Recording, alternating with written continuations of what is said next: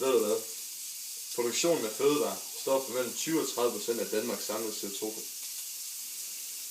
Alene kvæget her står for 12% af de forbrug.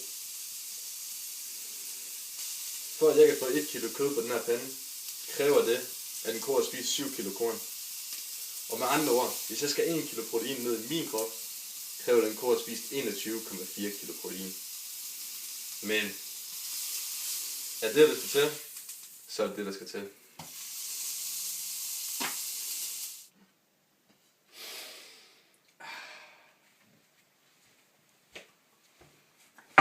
Nu skal jeg ned med min gode bøf. Hvor blev min bøf af? Er du klar over, hvad det kræver at producere en bøf i dag? Ja. Hvad så med i år 2050? I år 2050 vil befolkningstallet i Danmark være steget til 6,2 millioner mennesker.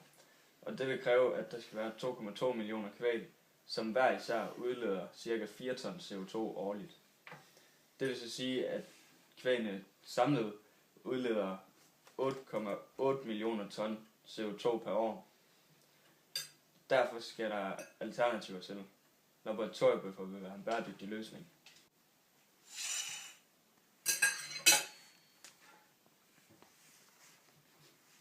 Hvad er det? Det er en bøf dyrket på stamceller fra et kvæg. Den er lavet i et laboratorium, og er derfor langt mere CO2-neutral. Hvis vi i fremtiden kan lave alle bøffer på den måde, vil arealet, der bliver brugt til kvægavl, kunne bruges til noget andet, som plante grøntsager eller skov, så vi kan få reduceret drivhuseffekten. Smag på den.